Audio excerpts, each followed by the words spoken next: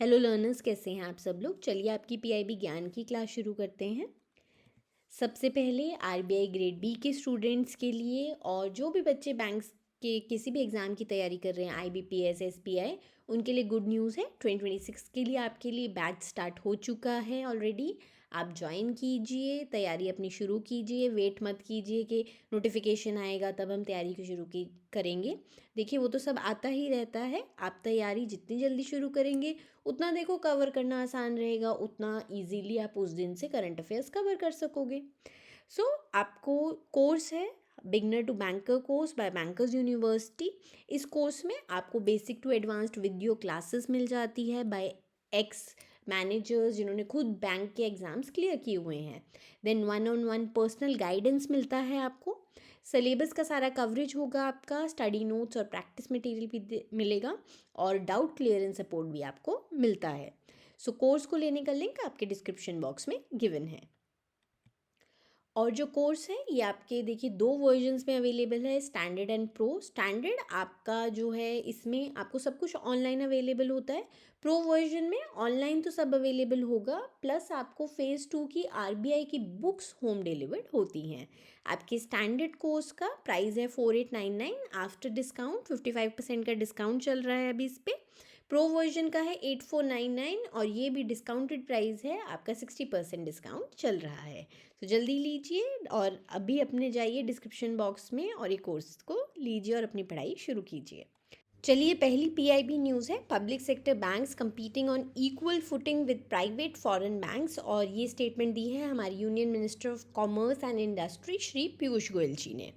तो देख लेते हैं हम कि हमारे पीएसपीज कैसे इतना बेटर परफॉर्म कर रहे हैं कि कैसे वो प्राइवेट और फॉरेन बैंक्स के बराबर हैं।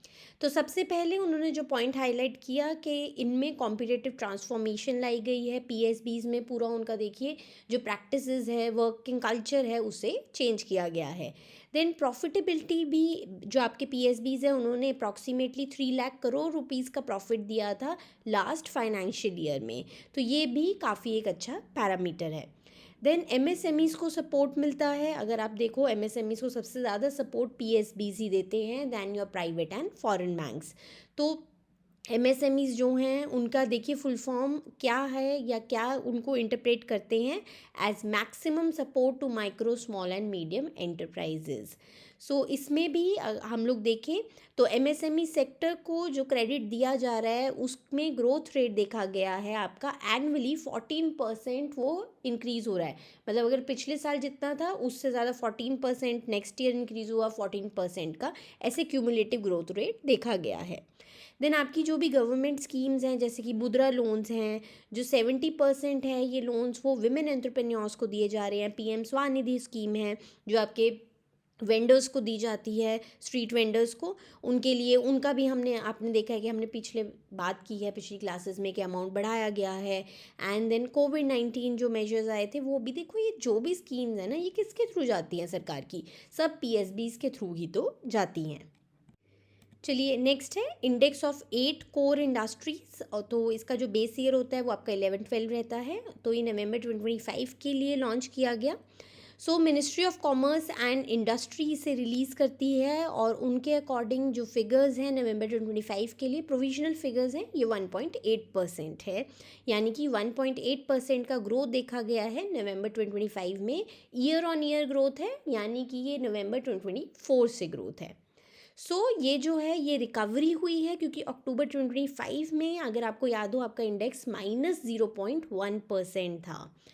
इसमें से सबसे ज़्यादा देखो 8 इंडस्ट्रीज़ में से कौन सी इंडस्ट्रीज़ है जिन्होंने परफॉर्म अच्छा किया जिसकी वजह से हमें ये ग्रोथ देखने को मिल रही है। सीमेंट में सबसे ज़्यादा ग्रोथ देखी गई है।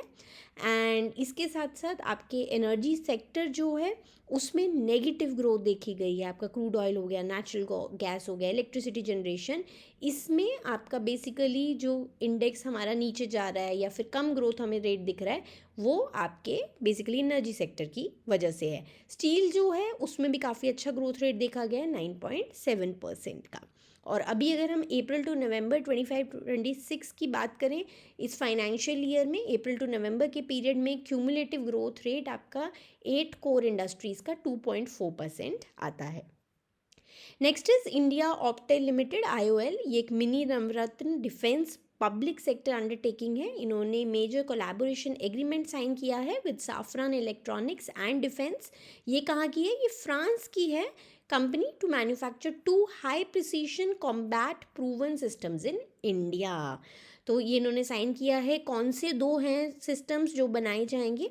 पहला है आपका sigma 30 and digital ring laser gyro inertial navigation system है ये हाई प्रिसीशन नेविगेशन में हेल्प करता है आपके बेसिकली कॉम्बैट जहाँ पर भी सिचुएशंस होती हैं वहाँ पर।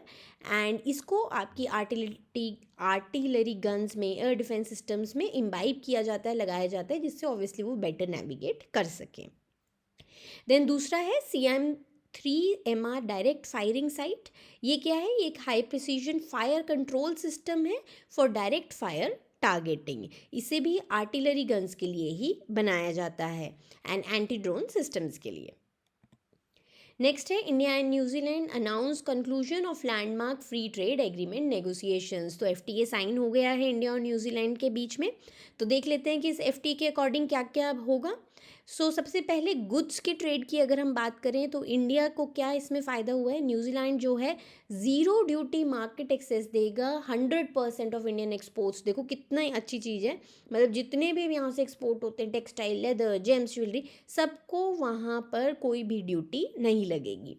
देन न्यूजीलैंड को क्या फ़ायदा हुआ है? इंडिया ने न्यूजीलैंड को कहा है कि हम टैरिफ लिबरलाइज करेंगे आपके 70% ऑफ टैरिफ लाइंस में। तो इसमें बेसिकली उनका 95% रेट कवर होता है। इसके साथ साथ इंडिया जो है वो ड्यूटी फ्री इनपुट्स भी मिलेंगे उसे फॉर इट्स मैन्युफैक्चरिंग सेक्टर, जैसे कि wooden logs, coking coal and metal scrap, जो कि न्यूजीलैंड से भारत आएगा।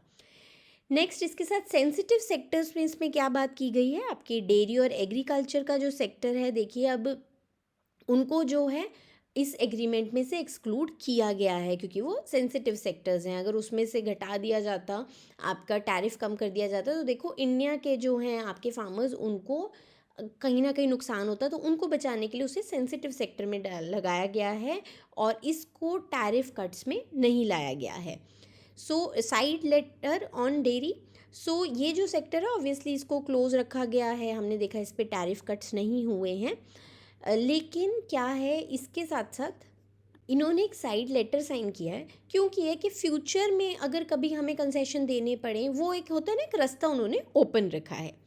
देन न्यूजीलैंड फर्म्स जो हैं वो डेयरी इंग्रेडिएंट्स को री एक्सपोर्ट मैकेनिज़्म भी कर सकती हैं। इसका मतलब क्या है कि न्यूजीलैंड की फर्म्स जो हैं वो इंडिया में ला सकती हैं डेयरी इंग्रेडिएंट्स ड्यूटी फ्री, लेकिन कब? Provided they are processed and 100% of the finish products are re exported, कि आपको उसको बाद में वापस ही लेकर जाना है। देन सर्विसेज में इसका क्या हुआ है? सर्विसेज में स्टूडेंट्स को लेके देखो, काफ़ी भारत के बच्चे हैं जो आप जानते होंगे न्यूजीलैंड पढ़ने जाते हैं, तो first ever annex on student mobility भी साइन हुआ है न्यूजीलैंड का इंडिया के साथ, ये पहली बार है। इसके में क्या होगा? आपको पोस्ट स्टडी वर्क राइट्स मिलेंगे for up to 3 years for STEM graduates. तो बेसिकली साइंस, मैथमेटिक्स, इन सब के बच्चों के लिए, इंजीनियरिंग के बच्चों के लिए। और डॉक्टोरल स्कॉलर्स जो होंगे उनको 4 years का मिलेगा। देन प्रोफेशनल कोटा भी इसमें लाया गया है। इस FTA में 5000 टेम्पोरेरी एम्प्लॉयमेंट वीज़ाज दिए जाएंगे स्किल्ड इंडियंस को।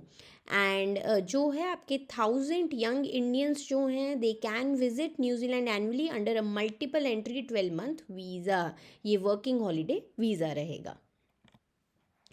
इन्वेस्टमेंट एंड एग्रीकल्चर प्रोडक्टिविटी में क्या रहेगा? तो न्यूजीलैंड ने कमिटमेंट की है कि वो 20 बिलियन USD FDI के रूप में भारत में इन्वेस्ट करेगा अगले 15 साल में।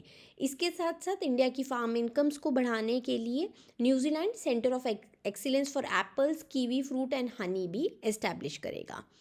और फाइनेंशियल सर्विसेज में क्या है? एक स्पेशलाइज्ड फाइनेंशियल सर्विसेज एनेक्शर भी साइन किया गया है विद 18 आर्टिकल्स, जिसमें फिनटेक, डिजिटल पेमेंट्स, इस सब पर बात की गई है। ऑब्वियसली इंडिया अपना जो भी फिनटेक में हम लोगों ने इतनी प्रोग्रेस की है वो न्यूजीलैंड को बताएगा। अब अगर हम देखें तो इसमें दोनों कंट्रीज़ का काफ़ी फ़ायदा होगा। और देखिए इससे क्या होगा, हमारा जो ट्रेड है दोनों कंट्रीज़ का वो डबल होगा इन नेक्स्ट 5 years, ये अप्रॉक्सीमेटली माना जा रहा है।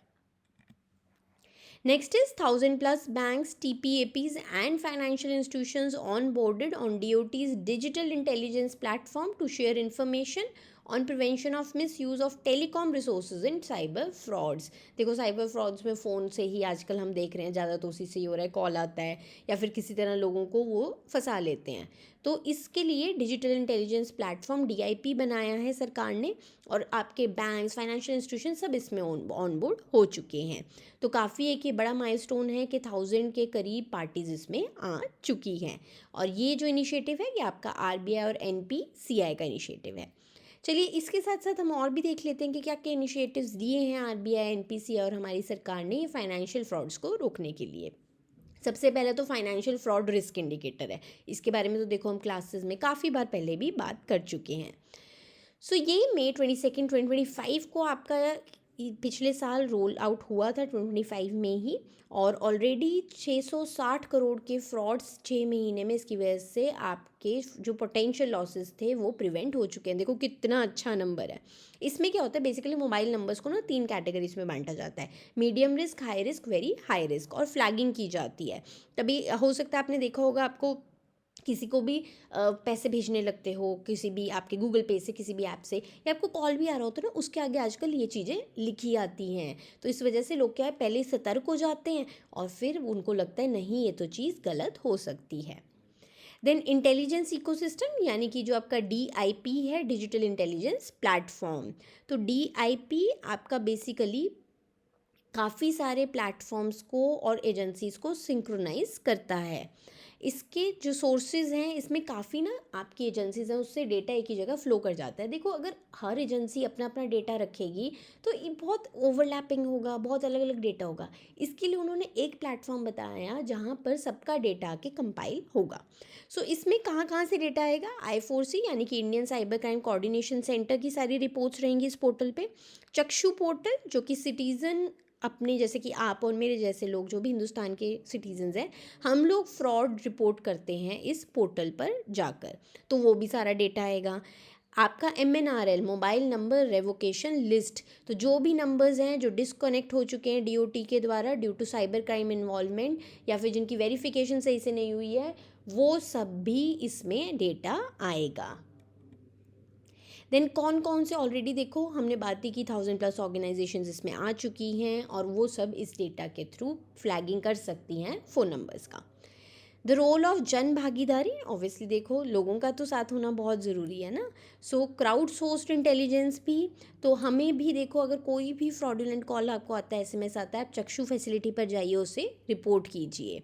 देन संचार साथी ऐप भी है, उस पर भी आप रिपोर्ट कर सकते हैं।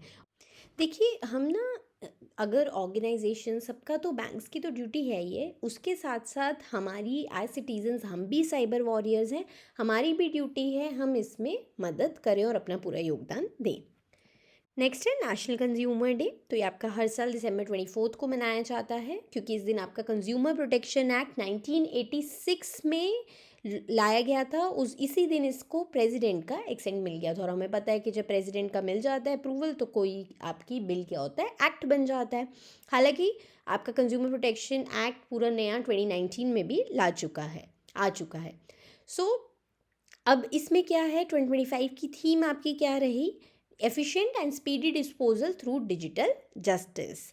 ई जागृति रेवोल्यूशन भी आपका लॉन्च किया गया था। देखिए जनवरी 1, 2025 को ई जागृति प्लेटफॉर्म लॉन्च किया गया था, और कंज्यूमर जस्टिस में इसने बहुत हेल्प किया है। सो इसमें आपके जितने भी ई दाखिल, आपका कॉन्फोनेट, जितने भी सिस्टम्स हैं ना अलग अलग आपके जो कंज्यूमर्स के लिए बनाए गए थे, उनको अब एक ही जगह ले आया गया है, इंटीग्रेट कर दिया गया है। तो ई जागृति प्लेटफॉर्म बनाया गया है। देन वर्चुअल हीयरिंग्स की जा रही हैं, आप वर्चुअली कंप्लेंट फाइल कर सकते हैं, पेमेंट्स कर सकते हैं, सब कुछ कर सकते हैं। और इसके साथ साथ 2025 में 10 स्टेट्स एंड नेशनल कमीशंस जो हैं उनका डिस्पोजल रेट्स आपका 100% रहा है, मतलब जितने केस फाइल हुए उतने उन्होंने डिस्पोज ऑफ कर दिए। And as of mid November 2025 1.35 lakh cases file हुए थे, जिसमें से 1.31 लाख केसेस डिस्पोज्ड ऑफ हो चुके हैं थ्रू दिस प्लेटफॉर्म। तो देखिए कितना अच्छा चल रहा है, और ये कितना अच्छा, देखो डिजिटाइजेशन की वजह से ना हम देखेंगे हर डिपार्टमेंट में, हर जगह ना बहुत हेल्प मिली है। इसके साथ साथ नेशनल कंज्यूमर हेल्पलाइन भी लॉन्च की गई थी 2.0। ये हेल्पलाइन जो है ये AI powered omni channel system है। इसमें भी देखिए काफ़ी इसकी वजह से हेल्प हुआ।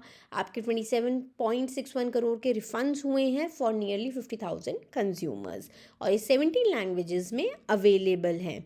और इसके देखो क्योंकि ओमनी चैनल है, व्हाट्सएप में भी इवन की ग्रीवियंस आपके सॉल्व हुए हैं उसके थ्रू भी। देन इसके साथ साथ और क्या मेजर इनिशिएटिव्स और प्रोटेक्शन टूल्स आपके रहे हैं। सो 13 मेजर ई-कॉमर्स प्लेटफॉर्म्स जो आपके हैं उन्होंने वॉलंटरी प्लेज लिया है to ensure safety and quality of goods sold online. साथ साथ देखिए और भी टूल्स हैं, जागो ग्राहक जागो ऐप लाया गया है जिससे कंज्यूमर्स को उनके लीगल राइट्स के बारे में एजुकेट किया जा सके। जागृति ऐप भी है, हम लोगों ने भी पीछे देखा कि उसमें आपके AI को यूज़ किया जाता है to analyse platform designs and identify dark patterns. And e map portal भी है जिसमें सारी लीगल मेट्रोलॉजी सर्विसेज जो भी आपकी हैं उसके लिए यूनिफाइड पोर्टल बनाया गया है। तो इसके साथ साथ देखिए जो आपका एक्ट है जिसकी अभी हमने पीछे बात की थी, सो करंटली आपका जो 2019 का एक्ट है उसमें कंज्यूमर रिड्रेसल हायरार्की होती है, ये भी देखिए आपको पता होना ज़रूरी है। सो सबसे पहले ना अगर कोई भी केस 50 लाख रुपए तक का है तो वो डिस्ट्रिक्ट कमीशन में जाता है। कोई भी केस है जिसमें कंज्यूमर का जो अमाउंट है वो 50 लाख से 2 करोड़ के बीच में है तो वो स्टेट कमीशन पे जाता है, और कोई अगर 2 करोड़ से ऊपर का अमाउंट इन्वॉल्व है तो वो नेशनल कमीशन पर जाता है। Next is launch of Bluebird Block 2 by LVM3M6। तो दिसंबर 24 को इसरो यानी कि इंडियन स्पेस रिसर्च ऑर्गेनाइजेशन ने देखिए हिस्ट्री बनाई है, काफ़ी मौक़ों पर उन्होंने बनाई है। अगेन उन्होंने बनाई क्योंकि उन्होंने सक्सेसफुली लॉन्च किया है LVM3M6 या फिर जिसे ब्लूबर्ड ब्लॉक 2 मिशन कहा जाता है। और ये आपका सतीश धवन स्पेस सेंटर जो श्रीहरिकोटा में लोकेटेड है वहाँ से किया गया। तो LVM3M6 मिशन क्या है हम देख लेते हैं। ये प्राइमरी सैटेलाइट है। इस मिशन का वो क्या है, Bluebird Block 2।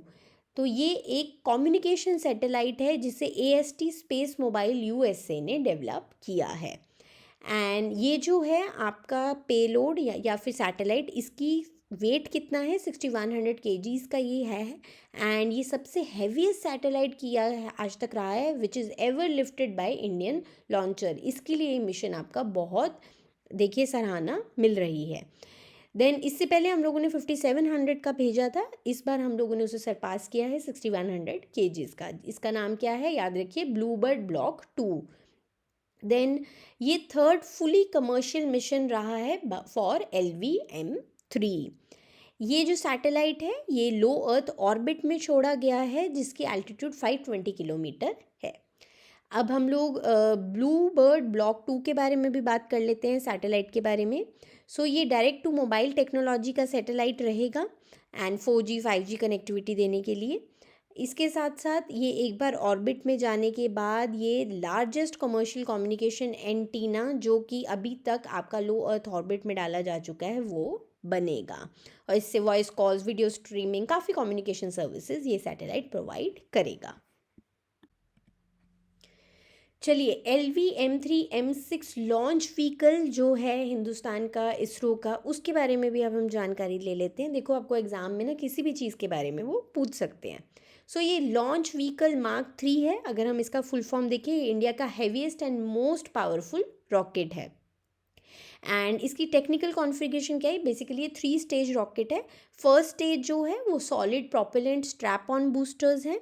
Then second stage जो है वो लिक्विड कोर स्टेज है जिसमें 2 विकास इंजन्स लगाए गए हैं। और इसका जो थर्ड स्टेज है वो high performance cryogenic upper stage engine है जो लिक्विड हाइड्रोजन को यूज़ करके रॉकेट को पुश करता है, लिक्विड हाइड्रोजन और लिक्विड ऑक्सीजन को। इसकी हाइट 43.5 मीटर है। ये 640 टन्स तक का इसका मास रहता है, लिफ्ट ऑफ मास। और पेलोड कैपेसिटी जो है आपकी, अगर लो अर्थ ऑर्बिट में कोई किसी भी सैटेलाइट को भेजना है तो 8000 kgs तक, और जियो सिंक्रोनस ट्रांसफर ऑर्बिट में भेजना है तो 4000 kgs तक। देखो अलग अलग आपकी ऑर्बिट्स होती हैं जहाँ पे सैटेलाइट को पहुँचाया जाता है। एंड देखिए काफ़ी हमारे लिए अच्छी बात है, क्योंकि जैसे जैसे हम लोग बेटर अपने रॉकेट्स डेवलप करते हैं, हमें इंडिया ही नहीं, हमें बाहर की भी सैटेलाइट्स मिलती हैं, तो कमर्शली भी हम उससे काफ़ी हमारी कंट्री को फ़ायदा होता है। चलिए नेक्स्ट है, Indian coast guard marked a major milestone in maritime environmental protection by inducting Samudra Pratap. तो ये याद रखिए, ये बहुत आपने न्यूज़ में हो सकता है न्यूज़पेपर में पढ़ा भी हो, काफ़ी न्यूज़ में है। तो समुद्र प्रताप जो है ये वेसल है इंडिया का, जो उन्होंने एनवायरमेंटल प्रोटेक्शन के लिए बेसिकली इंडक्ट किया है, बनाया है। तो basically 2 specialized pollution control vessels जो हैं वो बनाए जाएंगे इंडियन कोस्ट गार्ड के लिए। उसमें से पहला जो है वो गोवा शिपयार्ड लिमिटेड ने इंडिजिनियसली बना के दे दिया, जिसका नाम है समुद्र प्रताप। वीर बाल दिवस, तो ये हर साल दिसंबर 26 को मनाया जाता है। और इसमें दिन को क्यों बेसिकली मनाया जाता है? To pay tribute to the courage and supreme sacrifice of the Sahibzadas. तो साहिबजादास कौन थे? ये बेसिकली 4 सन्स थे of the 10th Sikh Guru Shri Guru Gobind Singh ji. तो वीर बाल दिवस, इसको day of the brave children अगर हम लोग इंग्लिश में कहें, तो उन्हीं की मार्टरडम को कॉमेमोरेट करने के लिए बनाया जाता है, जो उनके 2 सबसे छोटे बच्चे थे। पहले थे साहिबजादा जोरावर सिंह जी जो कि 9 साल के थे, और साहिबजादा फतेह सिंह जी जो केवल 6 साल के थे जब उन्हें मार्टरडम हासिल हुई। सो ये कब हुआ था? देखिए 1705 में आनंदपुर साहिब को सीज़ किया गया था, और जो यंग ब्रदर्स थे, जो हमने दोनों ऊपर बात की, जोरावर सिंह जी की और फतेह सिंह जी की, इनको मुग़ल फोर्सेस ने कैप्चर कर लिया था। तो उनको कहा गया था कि आप अपनी जान बचाने के लिए इस्लाम में कन्वर्ट हो जाओ, लेकिन उन्होंने कहा नहीं, हम लोग अब जो हैं हम अपनी फेथ में पूरा विश्वास रखते हैं। और वज़ीर खान के ऑर्डर्स पे जो गवर्नर ऑफ सरहंद थे, उन्हें ज़िंदा ही चुनवा दिया गया था दीवार पे दिसंबर 26 को। तो उन्हीं की शहादत को मनाने के लिए ये दिन मनाया जाता है दिसंबर 26 को। इसके साथ साथ देखिए वीर बाल दिवस पर जो हमारी प्रेसिडेंट हैं द्रौपदी मुर्मू जी, उन्होंने प्रधानमंत्री राष्ट्रीय बाल पुरस्कार भी दिए जाते हैं हर साल, और इस साल ये 20 बच्चों को दिए गए हैं from 18 states and UTs. Next है, president of India releases the constitution of India in the Santhali language. तो देखिए काफ़ी लैंग्वेजेस में अवेलेबल है, अब उन्होंने संथाली लैंग्वेज में भी इसे लॉन्च किया गया है। एंड ये क्यों इस दिन, देखिए दिसंबर 25 जो है ना, वो बर्थ सेंटिनरी है आपका ओल्ड चिकी स्क्रिप्ट का भी। यही स्क्रिप्ट आपकी संथाली लैंग्वेज में यूज़ की जाती है, तो उसी को कॉमेमोरेट करते हुए भी उन्होंने इसे लॉन्च किया है। देन स्क्रिप्ट जो है ये जो वर्जन है ये ओल्ड चिकी स्क्रिप्ट में लिखा गया है, एंड इसे डेवलप किसने किया था? पंडित रघुनाथ मुर्मू जी ने।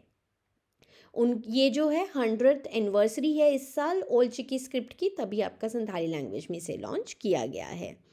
एंड संथाली जो है ये इंडिया की मोस्ट एशियंट लिविंग लैंग्वेजेस में से एक है, और ये जो हमारे संविधान का 8th शेड्यूल है जिसमें सारी लैंग्वेजेस हैं, उसमें भी इंक्लूड की गई थी Santhali language via your 92nd amendment act जो 2003 में पास किया गया था।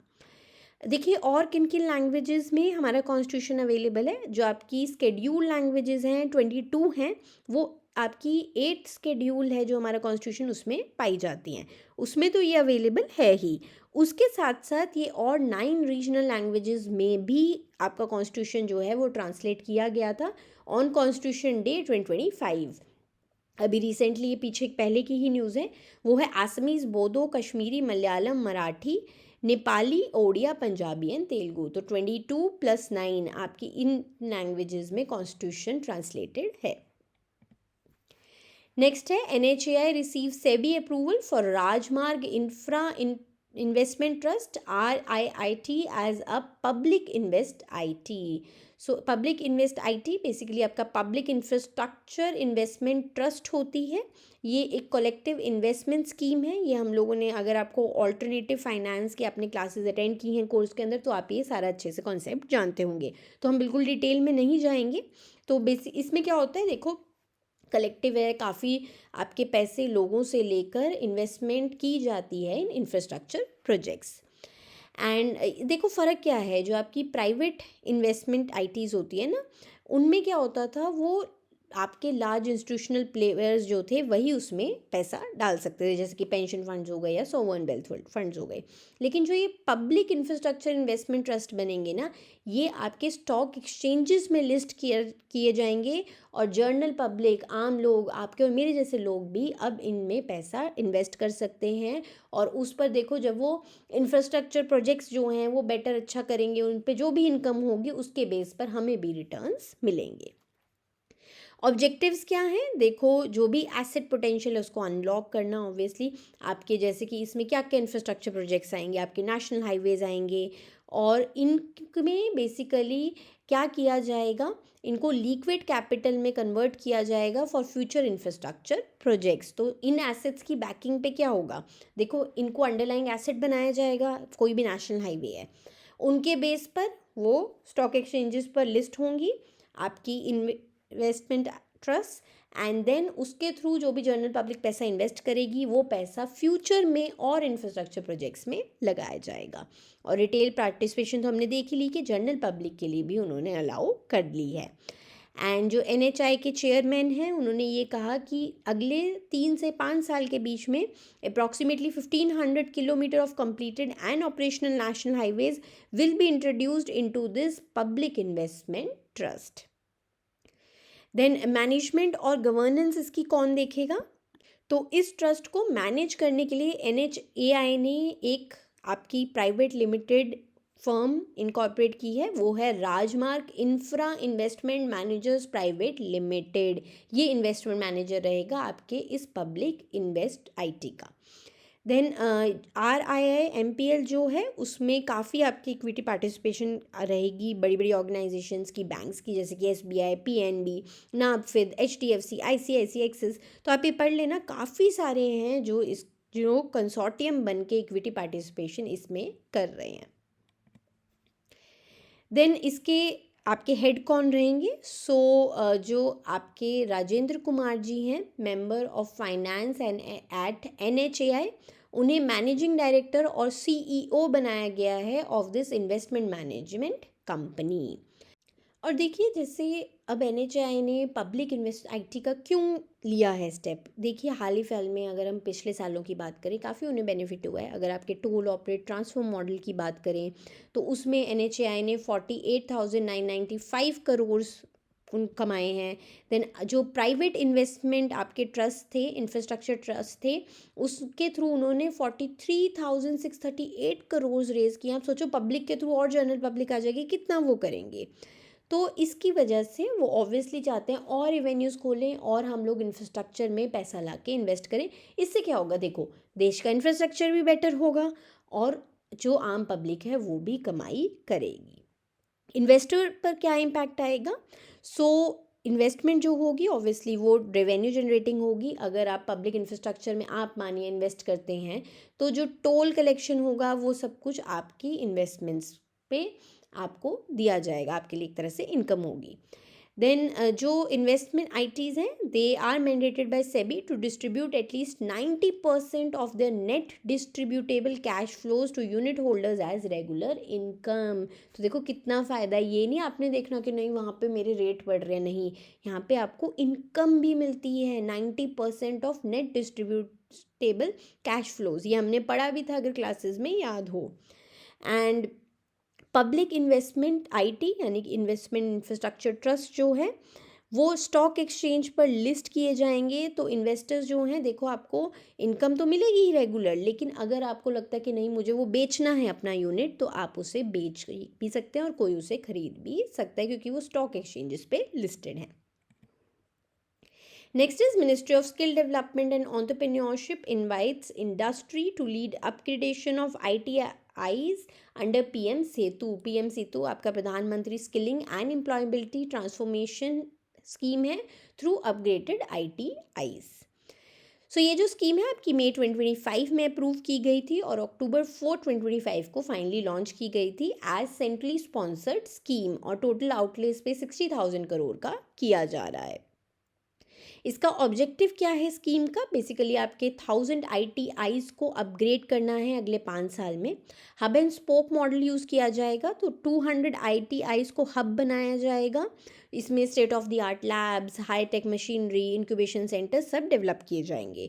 800 ITIs को स्पोक बनाया जाएगा, यानी कि इन्हें हब से लिंक किया जाएगा। तो ये मतलब एवरेजली आपके एक हब से 4 स्पोक, यानी कि एक ITI से जो हब है उससे 4 स्पोक ITIs लिंक होंगे, तो वो ही हब से ही रिसोर्सेज शेयर करेंगे। इसके साथ साथ नेशनल सेंटर ऑफ एक्सीलेंस भी बनाए जाएंगे। सो 5 नेशनल स्किल ट्रेनिंग इंस्टीट्यूट्स जो भुवनेश्वर, चेन्नई, हैदराबाद, कानपुर और लुधियाना में लोकेटेड हैं, उन्हें अपग्रेड करके आपके नेशनल सेंटर्स ऑफ एक्सीलेंस बनाया जाएगा।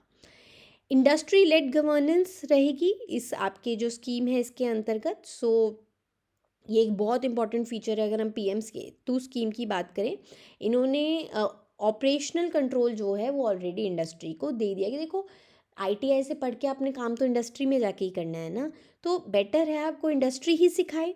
एक SPV बनाई गई है, तो जो भी अपग्रेडेड ITI क्लस्टर है उसे ये SPV यानी कि एक स्पेशल पर्पस व्हीकल ही मैनेज करेगा। और इसमें जो ओनरशिप है आपकी, एंकर इंडस्ट्री पार्टनर्स हैं जो 51% ओनरशिप रखेंगे इस SPV में, और बाकी 49% गवर्नमेंट का रहेगा। तो यानी कि उन्होंने काफ़ी ज़्यादा मेजरली हम देखें 51% तो भागदौड़ इंडस्ट्रीज़ को ही दे दी है। इसके साथ साथ इंडस्ट्री पार्टनर्स को ऑटोनॉमी भी दी गई है कि आप job linked and industry relevant curricula बनाइए, वही पढ़ाइए जो ज़रूरी है। Building advanced laboratories and digital learning spaces, upskilling teachers to direct industry exposure and managing day to day operation and student placements. Then financing कैसे रहेगा इस स्कीम के अंतर्गत? देखिए 60,000 करोड़ की हमने बात की, इसमें से 30,000 करोड़ सेंटर का रहेगा और 20,000 स्टेट का रहेगा, और इंडस्ट्री का 10,000 करोड़ रुपीज़ रहेगा। इंडस्ट्री पार्टनर्स जो हैं वो 17% ऑफ द कॉस्ट दे रहे हैं, वाइल जो गवर्नमेंट है वो 83% देगा थ्रू को फंडिंग। इसके साथ साथ मल्टीलेटरल आपके world bank, Asian development bank, इनसे भी लोन लेके फाइनेंस किया जाएगा। और ये जो आपकी स्कीम है किन किन सेक्टर्स पर फोकस करती है? बेसिकली इमर्जिंग टेक्नोलॉजी सेक्टर्स, आपके एडवांस मैन्युफैक्चरिंग, रोबोटिक्स हो गई, EVs हो गई, electronics and aerospace, digital infrastructure and cyber security, drones and logistics पर करेगा। Next is India to assume prestigious chairpersonship of Kimberley process from January 1st, 2026। तो Kimberley process आपका क्या है? किम्बरली प्रोसेस आपका ट्राई पार्टाइट इनिशिएटिव है, जिसमें आपकी सरकार, जितने भी गवर्नमेंट्स हैं, इंडस्ट्री एंड सिविल सोसाइटी सब मिलके आपके पार्ट हैं इस किम्बरली प्रोसेस का। और इनका काम क्या है? To prevent trade of conflict diamonds, कि कॉन्फ्लिक्ट डायमंड्स का कहीं पे भी ट्रेड नहीं किया जाए। कॉन्फ्लिक्ट डायमंड्स क्या होते हैं आपके? उनको ब्लड डायमंड्स भी कहा जाता है। ये वो डायमंड्स हैं जिसे रिबेल मूवमेंट्स यूज़ करती है या उनसे कोई भी उनके एलाइज यूज़ करते हैं to finance armed conflicts aimed at undermining legitimate governments. तो बेसिकली देखिए, गलत के लिए, गलत कामों के लिए, रिबेल मूवमेंट्स के लिए जिन डायमंड्स को यूज़ किया जाता है उन्हें ही कॉन्फ्लिक्ट डायमंड्स या ब्लड डायमंड्स कहा जाता है। और इनके यूज़ को, इनके ट्रेड को प्रिवेंट करने के लिए आपकी किम्बरली प्रोसेस को बनाया गया है। इसमें करंटली आपके 60 पार्टिसिपेंट्स हैं, जो कि रिप्रेजेंट करती है 86 कंट्रीज़, और EU को एक एंटिटी माना जाता है। एंड टुगेदर ये 99% of world's rough diamond trade को अकाउंट करती है। जो आपकी इसके अंतर्गत, प्रोसेस के अंतर्गत सर्टिफिकेशन स्कीम है ना, KPCS, Kimberley process certification scheme, उसे 2003 में इस्टेब्लिश किया गया था अंडर यूनाइटेड नेशंस मैंडेट। तो इसमें क्या है कि कोई भी शिपमेंट अगर रफ डायमंड्स का जाता है इंटरनेशनल बॉर्डर्स में, एक कंट्री से दूसरी कंट्री, कुछ भी किया जाता है, तो उसके पास ये सर्टिफिकेट होना चाहिए। अब देखिए, इंडिया को लीडरशिप मिली है तो उससे क्या बेनिफिट होगा? इंडिया जो है ना वो वर्ल्ड का लीडिंग हब है for diamond cutting and polishing, ये तो हम जानते ही हैं। गुजरात काफ़ी आपकी जगह है जहाँ पर ये किया जाता है। सो अप्रॉक्सीमेटली आपके जो भी वर्ल्ड में ज्वेलरी में यूज़ हो रहे हैं ना, अगर 15 डायमंड्स है ना, उसमें से 14 जो है वो इंडिया में ही प्रोसेस होते हैं। तो मतलब आप मैग्नीट्यूड सोच लो इंडिया कितना इम्पॉर्टेंट हब है। देखिए, किम्बरली प्रोसेस के 3 पिलर्स हैं। आपका सबसे पहले गवर्नमेंट्स हैं, ऑब्वियसली वो क्या है, वो लेजिस्लेशन को इनैक्ट तो उन्हीं को ही करना है ना। डायमंड इंडस्ट्री है जिसे वर्ल्ड डायमंड काउंसिल रिप्रेजेंट करती है किम्बरली प्रोसेस में। देन सिविल सोसाइटी, आपके जैसे कि सिविल सोसाइटी कॉलिशन, ये सब इसमें आ जाते हैं। और इंडिया की अब लीडरशिप से क्या होगा कि हमारे जितने भी मेजर मैन्युफैक्चरिंग सेंटर्स हैं ना, उनके गोल्स को भी हम लोग दिमाग में रखते हुए आगे सब कुछ काम करें। नेक्स्ट है prime minister lauds INSV Kaundinya which is built using the ancient Indian stitched ship technique, embarking on her maiden voyage from Porbandar to Muscat, Oman। तो INSV कौंडिन्या के बारे में हम बात कर लेते हैं। इसे हमारी 5th सेंचुरी मर्चेंट शिप के लिए जो टेक्निक यूज़ होती थी ना, उसको यूज़ करके बनाया गया है। और ये किससे इंस्पायर हुई है? आपकी अजंता केव्स में जो मूरल्स हैं उससे इंस्पायर होके इसे बनाया गया है। सो स्टिच्ड शिप टेक्निक क्या है?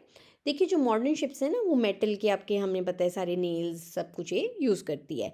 लेकिन INSV कौंडिन्या जो है, उसके जो वुडन प्लैंक्स हैं उन्हें स्टिच किया गया है टुगेदर यूजिंग कोकोनट कॉयर रोप। और सारे नेचुरल मटेरियल्स यूज़ किए गए हैं, नेचुरल रेजिन, ऑयल्स, कॉटन, वो यूज़ करके इसे बनाया गया है। कोई भी मॉडर्न आपका जो वेसल है वो इंजन लेस है और इसे स्टीयर किया जाता है यूजिंग स्टीयरिंग ओर्स। मतलब समझ रहे हो ना, बिल्कुल पुरानी 5th सेंचुरी की तरह ही उसे बनाया गया है। इसके साथ साथ इसमें काफ़ी हिस्टोरिक मोटिव्स भी लगाए गए हैं, जैसे कि गंदा भेरुंदा एक मिथिकल 2 हेडेड ईगल है, आपकी सिम्हायाली एक मिथिकल लायन लाइक क्रिएचर है, बो पर बनाए गए हैं। देन हड़प्पन स्टाइल स्टोन आकर ये सब इस पर बनाया गया है। और कौंडिन्या क्यों नाम रखा गया है? कौंडिन्या एक लेजेंडरी इंडियन मैरिनर थे और ट्रेडिशन के अकॉर्डिंग वो साउथ ईस्ट एशिया, आपके जिसे कंबोडिया कहा जाता है ना मॉडर्न डे, जहाँ पर कंबोडिया है, वहाँ पर उन्होंने सेल किया था एशियन टाइम्स में, establishing one of the earliest Indian influenced polities in the region. तो उन्हीं के नाम पर इस शिप का नाम रखा गया है, इस वेसल का नाम रखा गया है। Next is Arjun Erigaisi and Koneru Humpy won bronze medal at the 2025 FIDE World Rapid Chess Championship, जो कि आपकी दोहा कतर में कंडक्ट हुई। तो अर्जुन एरिगेसी जो हैं उन्हें ब्रॉन्ज मेडल मिला, उनका स्कोर 9.5 रहा था आउट ऑफ 13। और बहुत हिस्टोरिक अचीवमेंट है क्योंकि वो हिंदुस्तान में after Vishwanath Anand ji second mail player बने हैं जिन्हें ये मेडल मिला है, और वो पोडियम पर जाकर उन्होंने इसे रिसीव किया है। इसके साथ साथ कोनेरू हम्पी जी फीमेल प्लेयर हैं जो जिन्हें भी ब्रॉन्ज मेडल मिला है। Next is DRDO successfully conducts maiden flight test of Pinaka long range guided rocket। So DRDO जो है उन्होंने ये रॉकेट है उसको टेस्ट किया है और इसकी फुल रेंज पर इसे टेस्ट किया है। जो इसकी मैक्सिमम रेंज है रॉकेट की वो 120 किलोमीटर है। और जो पिनाका, ये आपका देखिए पिनाका MK2 था ना, ये आपका 3rd है जो अब सीरीज़ आई है। तो पिनाका MK2 की जो रेंज थी वो 75 to 80 किलोमीटर है, अब उससे भी आगे गए हैं वो 120 किलोमीटर तक।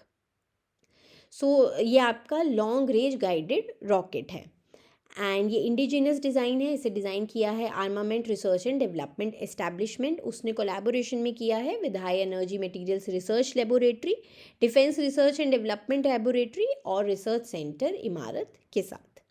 Next is quick estimate of index of industrial production and use based index for the month of November 2025। तो हम लोगों ने इससे पहले 8 कोर इंडस्ट्रीज़ का देखा था, अब हम लोग index of industrial production IIP को भी देख लेते हैं। तो इसमें भी आपकी रिकवरी आई है, 6.7% ग्रोथ आई है ईयर ऑन ईयर।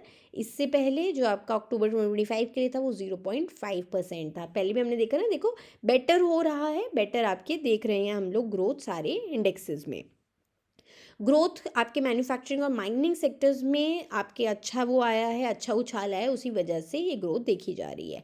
मैन्युफैक्चरिंग आपका 8% से ग्रो हुआ है और माइनिंग 5.4% से। इलेक्ट्रिसिटी जो है वो कॉन्ट्रैक्ट हुआ है 1.5%। देखो यहाँ पे भी इलेक्ट्रिसिटी, देखो इंडेक्सेस तो सारे सेम ही मूव करेंगे ना, इलेक्ट्रिसिटी आपका कॉन्ट्रैक्शन हुई है, इसी वजह से जो हमारा कोर इंडस्ट्रीज़ है उसमें इतना ग्रोथ नहीं देखा गया है। Next is 2025 a defining year for India's growth. अब हम लोग थोड़ा ना 2025 का एक रिकैप भी काफ़ी मिनिस्ट्रीज़ का आगे देखेंगे। कमिंग स्लाइड्स आपकी बेसिकली एक तरह से रिकैप होंगी। इसमें देखो कई बार ना कुछ मेजर पॉइंट्स आ जाते हैं जिस पर आपको एग्जाम में क्वेश्चन पूछ लिए जाते हैं, तो इसको भी एक बार देख लेना। सो इकोनॉमिक माइलस्टोन्स क्या रहे हैं हमारी कंट्री के लिए? ऑब्वियसली हम लोग वर्ल्ड के 4th लार्जेस्ट इकोनॉमी बन गए हैं, ये तो हम सब जानते हैं, हमने जापान को सरपास किया। जीडीपी जो हमारा है, हम फास्टेस्ट ग्रोइंग मेजर इकोनॉमी है वर्ल्ड के, और रियल जीडीपी हमारा जो Q2 था जुलाई सितंबर 2025 का, वो ग्रो हुआ है 8.2% से। इन्फ्लेशन यानी कि जो आपका CPI है, उसमें भी आपका सॉफ्टनिंग हो रही है, 0.71% था नवंबर 2025 में, और अगर हम लोग नवंबर 2024 में देखें वो 4.26% है, तो उसके मुकाबले काफ़ी नीचे आया है। एक्सटर्नल सेक्टर की अगर हम बात करें तो एक्सपोर्ट्स जो हैं आपके, वो हमारे ऑब्वियसली देखो इंक्रीज़ ही हो रहे हैं, हम लोग मात तो करते ही हैं हर क्वार्टर, तो उस हिसाब से आपको ये फिगर ऑलरेडी पता होनी चाहिए थी। देन सेक्टोरल ड्राइवर्स क्या कह रहे हैं? इलेक्ट्रॉनिक गुड्स जो है उसका एक्सपोर्ट काफ़ी बड़ा है, उसके साथ साथ इंजीनियरिंग गुड्स, फार्मास्यूटिकल, सब में ग्रोथ देखी गई है। FDI या नेट फॉरेन डायरेक्ट इन्वेस्टमेंट जो यानी कि इंडिया में फ्लो हुई है, उसमें भी 127.6% का इंक्रीज देखा गया है फर्स्ट हाफ में। इंफ्रास्ट्रक्चर तो हाईवेज का जो नेटवर्क है वो एक्सपैंड हो गया है टू 1.46 लाख किलोमीटर। एयरपोर्ट्स आपके 160 ऑपरेशनल हो चुके हैं हमारी कंट्री में, और UPI जो है वो ग्लोबल डिजिटल पेमेंट्स में ऑब्वियसली डोमिनेट करता है। इसके बारे में भी अगर आपको याद हो, हमने न्यूज़ में पिछले कुछ दिनों में कवर किया था। इसके साथ साथ जो एम्प्लॉयमेंट है उसमें हम देख लेते हैं, अनएम्प्लॉयमेंट रेट आपका 4.7% हो गया है गिर के नवंबर 2025 में। 27 लाख कैंडिडेट्स को प्रधानमंत्री कौशल विकास योजना के अंतर्गत ट्रेन किया गया है। इसके साथ साथ PM सूर्य घर मुफ्त बिजली योजना के अंतर्गत 7 लाख रूफटॉप सोलर इंस्टॉलेशंस लगाए गए हैं।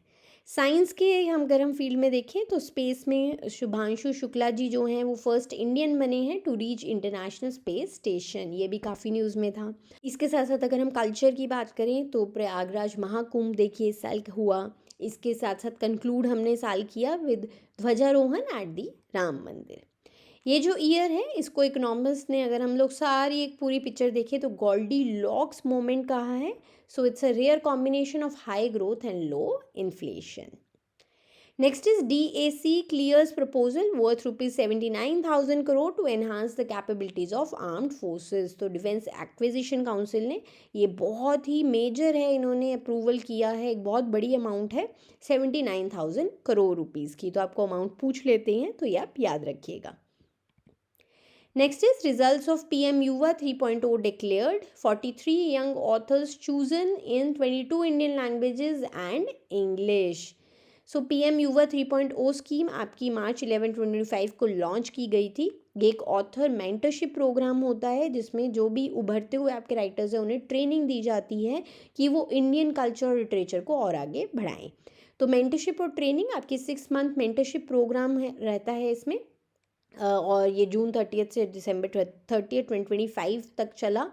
एंड ऑथर्स जो हैं they worked under eminent scholars and writers, और उन्होंने उनसे सीखा। इसके साथ साथ ऑथर्स को नेशनल कैंप भी उनके लिए कंडक्ट करवाया गया।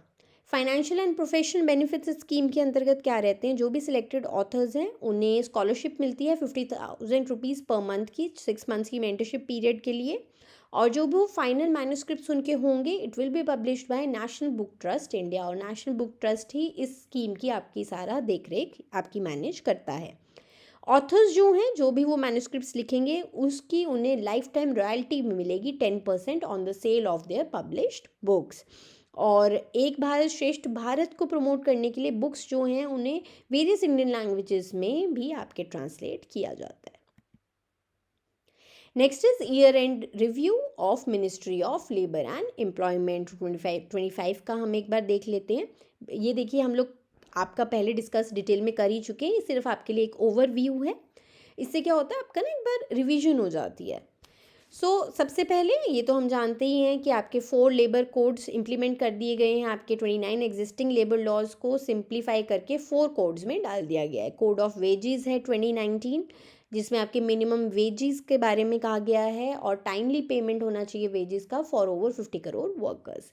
देन इंडस्ट्रियल रिलेशंस कोड जो 2020 में आया, which promotes ease of doing business by simplifying trade union laws and dispute settlements. Then code of social security, इसमें आपके हेल्थ, लाइफ बेनिफिट्स, सारे मैटरनिटी बेनिफिट्स ये सब दिए गए हैं to gig platform and unorganized workers. Then OSH and working conditions code 2020, इसमें free annual health checkups mandate किए गए हैं for workers over 40 years. And ये भी इंश्योर किया गया है जो विमेन हैं वो हर आपके सेक्टर में आप काम कर सकती हैं, नाइट शिफ्ट्स भी कर सकती हैं, लेकिन उनका कंसेंट और सेफ्टी ज़रूरी है। इसके साथ साथ प्रधानमंत्री विकसित भारत रोजगार योजना, ये आपके अगस्त 15, 2025 को लॉन्च की गई हमारे प्रधानमंत्री द्वारा। इसमें बेसिकली 3.5 करोड़ जॉब्स अगले 2 साल में क्रिएट की जाएंगी। बजट है इसका 99,446 करोड़ रुपीज़। तो इसमें जितने भी फर्स्ट टाइम एम्प्लॉयज़ हैं उनको 1 मंथ वेज मिलता है इन 3 इंस्टॉलमेंट्स, और एम्प्लॉयर्स को इंसेंटिव्स मिलते हैं फॉर 2 ईयर्स और for each additional job created. हम लोग डिटेल में आपकी स्कीम कर चुके हैं। एंड एज ऑफ दिसंबर 2025 2.35 लाख एस्टैब्लिशमेंट्स इसमें रजिस्टर हो चुकी हैं। EPFO के क्या क्या रिफॉर्म्स आपके रहे हैं, तो एम्प्लॉय एनरोलमेंट स्कीम 2025, ये 6 मंथ विंडो है जिसमें एम्प्लॉयर्स जो हैं वो वॉलेंटली एनरोल कर सकते हैं लेफ्ट आउट एम्प्लॉयज़ को 2017 से 2025 पीरियड के लिए, और उसमें बहुत नॉमिनल से उनको सिर्फ 100 रुपये की पेनल्टी देनी पड़ेगी। देन पार्शियल विड्रॉल्स अलाउ किए गए from PF for education and marriage, ये इनको बहुत ज़्यादा इनमें ईजिंग की गई है। एंड 75% बैलेंस विड्रॉल भी अलाउड किया गया है after just 12 months of service. Interest rate 8.25% रहा है फॉर 2024-25 फिजिकल ईयर आपके PF पर। Then direct UAN allotment activation भी लॉन्च किया गया वाया योर उमंग ऐप। ई-श्रम एक पोर्टल है जो वन स्टॉप सोल्यूशन है जिसे लॉन्च किया गया फॉर अनऑर्गेनाइज सेक्टर। इसमें 31.38 crore unorganized workers already registered हैं, देखो कितना बड़ा नंबर है। देन इसमें आपकी जो social security 14 different social security schemes जो हैं ऑलरेडी मैप्ड हैं। गिग वर्कर्स जो हैं उनको भी इस पे पोर्टल पर वो रजिस्टर कर रहे हैं। देन ग्लोबल रिकॉग्निशन क्या मिली मिनिस्ट्री को, ISSA अवार्ड मिला, यानी कि international social security association award 2025 से उन्हें नवाजा गया। सोशल प्रोटेक्शन कवरेज जो है वो हमारी कंट्री में 64.3% हो चुका है, और इंडिया इस टाइम सेकंड है वर्ल्ड में after China in social protection reach. Then एक MOU भी साइन किया गया है with international labour organization to advance international occupation classifications, facilitating easier global mobility for Indian workers. Next आपका मिनिस्ट्री ऑफ MSME का भी देख लेते हैं year and review. So MSME definitions आपकी एक्सपैंड की गई, ये बहुत बड़ा एक हाईलाइट है इस साल आपका 2025 का, पिछले साल का। सो माइक्रो एंटरप्राइजेस जिसमें 2.5 करोड़ तक का इन्वेस्टमेंट और 10 करोड़ तक का टर्नओवर। स्मॉल वो हैं जिनमें इन्वेस्टमेंट 25 करोड़ तक का और टर्नओवर 100 करोड़ तक का। मीडियम एंटरप्राइजेस उन्हें माना जाएगा जिनमें 125 करोड़ तक का एसेट्स में आपके इन्वेस्टमेंट किया गया और टर्नओवर 500 करोड़ तक का रहेगा। इसके साथ साथ फाइनेंशियल सपोर्ट स्कीम्स, आपकी क्रेडिट गारंटी स्कीम, इसका भी कवर 5 करोड़ से बढ़ा के 10 करोड़ तक किया गया है। Prime minister employment generation programme के अंतर्गत 84,000 न्यू माइक्रो एंटरप्राइजेज जो हैं उन्हें असिस्ट किया गया, उन्हें सब्सिडी भी मिली 3125 करोड़ रुपीज़ की। देन मार्जिनलाइज्ड ग्रुप्स को भी हेल्प की गई है, और ट्रांसजेंडर एंटरप्रेन्योर्स के लिए भी नया प्रोविज़न इंट्रोड्यूस किया गया, और उन्हें 10% कंसेशन दिया गया in guarantee fees and 85% guarantee coverage दी गई। डिजिटल फील्ड में भी उद्यम पोर्टल लाया गया, उसमें आपकी रजिस्ट्रेशन 7.30 करोड़ ऑलरेडी हो चुकी हैं। देन PM विश्वकर्मा स्कीम, इसमें भी 2.71 करोड़ एप्लीकेशंस ऑलरेडी सबमिट हो चुकी हैं by traditional artisans. Then public procurement, आपके गवर्नमेंट डिपार्टमेंट जितनी भी पब्लिक सेक्टर एंटरप्राइजेज हैं वो ऑलरेडी 93,000 करोड़ रुपीज़ की प्रोक्योरमेंट कर रही है MSC से। देखो 25% का टारगेट है जो मैंडेटेड है कि आपको MSC से लेना है, माइक्रो स्मॉल एंटरप्राइजेज से, लेकिन वो इससे ज़्यादा कर रही हैं। इसके साथ साथ यशस्विनी कैंपेन उन्होंने लॉन्च किया 2025 में, जेंडर पैरिटी लाने के लिए, विमेन एंटरप्रेन्योर्स को मेंटरशिप देने के लिए। एक्सपोर्ट प्रमोशन मिशन आपका लाया गया with total outlay of 25,060 crore, and MSME hackathon 4.0 भी लाया गया यंग इनोवेटर्स को बढ़ावा देने के लिए। इंफ्रास्ट्रक्चर के फील्ड में टेक्नोलॉजी सेंटर्स आपके बनाए गए to assist 1520 MSMEs। Cluster development भी की गई है और 11 न्यू इंफ्रास्ट्रक्चर प्रोजेक्ट्स जिसके अंतर्गत अप्रूव किए गए हैं। एंड इकोनॉमिक इम्पैक्ट इस सब का क्या रहा, जितना भी हमने अभी तक पढ़ा, MSME सेक्टर जो है वो हमारे GDP में 30.1% का कंट्रीब्यूशन करता है और टोटल 45.73% इन एक्सपोर्ट्स। देखो कितना बड़ा नंबर है। चलिए अब हम 2025 की इकोनॉमिक रिफॉर्म्स भी देख लेते हैं एक बार सारी। सबसे पहले टैक्सेशन पर अगर हम बात करें तो GST 2.0 आपका सितंबर 2025 में लॉन्च किया गया था। इससे पहले देखिए कम्प्लेक्स 4 रेट स्ट्रक्चर था, 4 अलग अलग रेट लगते थे, अब सिर्फ 2 रेट सिस्टम रह गए, 5% और 18%। और इसके साथ साथ एक 40% रेट अलग से लगाया जाता है, वो अलग है बिल्कुल for luxury and sin goods. Income tax act 2025 भी लाया गया, आपका ओल्ड जो 1961 का एक्ट था उसे रिप्लेस कर दिया है अब नए एक्ट ने। और इनकम टैक्स की एग्जेम्पशन लिमिट भी 12 लाख रुपए कर दी गई और सैलरीड के लिए वो 12.75 लाख है और कंप्लाइंसेस को भी काफ़ी सिंपल कर दिया गया है। इसके साथ साथ जन विश्वास बिल 2.0 भी आपका लॉन्च लाया गया है, यह भी बिल है, पास नहीं हुआ है। सो इसमें आपके डीक्रिमिनलाइज किए गए हैं over 100 minor provisions into various laws. तो काफ़ी लॉज में छोटे छोटे जिनमें नहीं ज़रूरी थी कि क्रिमिनल केस होना चाहिए, सिर्फ एक छोटी सी पेनल्टी लगा के भी किया जा सकता है, उन्हें हटाया गया है। देन ट्रेड के केस में एक्सपोर्ट प्रमोशन मिशन लाया गया, अभी हमने पीछे भी इसके बारे में बात की। 25,060 करोड़ रुपीज़ का उसका आउटले है। देन काफ़ी आपके MSMEs को, फर्स्ट टाइम एक्सपोर्टर्स को हेल्प करने के लिए इसे लाया गया है और 100% FDI आपके अलाउ की गई है इन इंश्योरेंस सेक्टर। लेबर और एम्प्लॉयमेंट के केस में 4 न्यू कोड्स, ये भी हमने अभी देखा। 29 आपके जो लॉज थे पहले उन्हें ख़त्म करके 4 कोड्स में किया गया है। सोशल सिक्योरिटी सबके लिए लाई गई है, गिग वर्कर्स, प्लेटफॉर्म वर्कर्स, हर कोई इसमें इंक्लूडेड है। इसके साथ साथ आपके MG नरेगा एक्ट जो इतने सालों से चल रहा था, इतना फेमस था, उसको भी रिप्लेस कर दिया गया है बाय जी राम जी एक्ट 2025 और 100 डेज से अब 125 डेज कर दिए गए हैं ऑफ गारंटेड वर्क। मैन्युफैक्चरिंग में भी बूस्ट आया है। 2 ईयर्स के लिए एम्प्लॉयर्स को इंसेंटिव दिया गया जा रहा है for every new job created under your प्रधानमंत्री विकसित भारत रोजगार योजना। एनर्जी और टेक्नोलॉजी के फील्ड में शांति बिल, इसके बारे में भी देखिए हमने बात की थी। ये बिल आपका ऑलरेडी पास हो चुका है, एक्ट बन चुका है आपके अभी सेशन में। हम लोग डिटेल में पिछली क्लासेस में कर चुके हैं, नहीं किया है तो पिछली क्लासेस देख लीजिए। जो जो आपके बिल्स पास होकर एक्ट बने हैं वो सब हमने डिस्कस किए हैं। Next is notification of commencement of select provisions of National Sports Governance Act 2025 to come into effect on January 1st, 2026। तो ये आपके इफेक्ट में आ चुके हैं। तो ये सेक्शंस मेजर हम लोग देख लेते हैं कि क्या क्या है। आपकी नेशनल स्पोर्ट्स बॉडीज़ का इस्टेब्लिशमेंट से रिलेटेड है। तो national Olympic committee, national Paralympic committee, national sports federation, इन सबको लीगली रिकॉग्नाइज कर दिया गया है। नेशनल स्पोर्ट्स बोर्ड का भी फॉर्मेशन इस नोटिफिकेशन से ट्रिगर हो चुका है कि अब वो एक ओवरसाइट बॉडी बन जाएगी। उनके पास क्या क्या पावर्स हैं? टू ग्रांट और cancel recognition to sports federations, inquire into misuse of funds और athlete welfare issues, and appoint ad hoc administrative bodies if a federation loses international recognition। National sports tribunal भी बन चुका है और वो भी आपका लागू हो जाएगा, आपका फोर्स में आ जाएगा। Provisions to set up a dedicated tribunal for fast track adjudication of sports related disputes, reducing the burden on civil courts। तो अब सिविल कोर्ट्स में पहले केसेस जाते थे, अब इन्होंने स्पोर्ट्स के लिए अलग से ट्राइब्यूनल बना दिया है और ये आपका ऑलरेडी लागू हो चुका है January 1st से।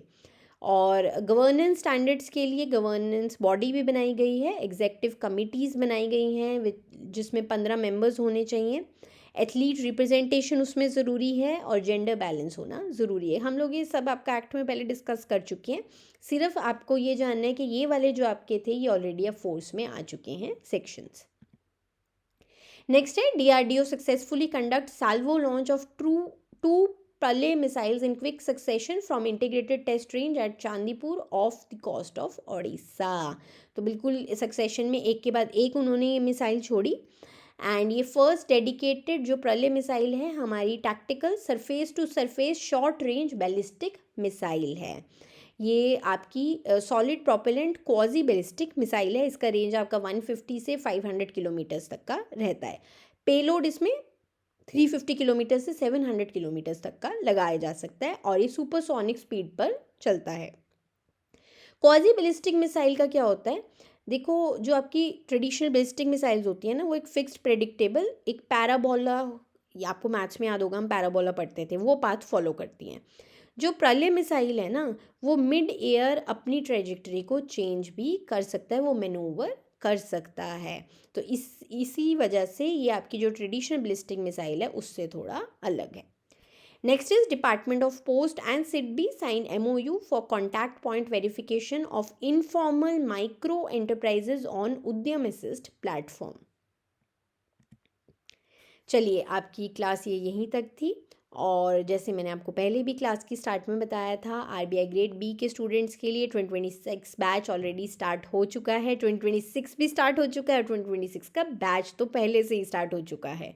सो इसे जल्दी से ज्वाइन कीजिए। क्लासेस मिलेंगी, वीडियो क्लासेस मिलेंगी आपको, 1-on-1 personal guidance Ashutosh sir देंगे, सिलेबस की आपकी कवरेज होगी, स्टडी नोट्स, प्रैक्टिस मटेरियल सब कुछ आपको मिल जाएगा।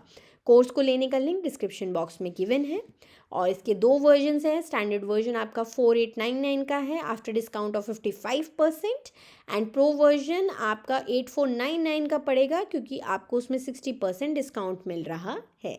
तो जल्दी लीजिए और इन्हें लेने का लिंक आपके डिस्क्रिप्शन बॉक्स में गिवन है।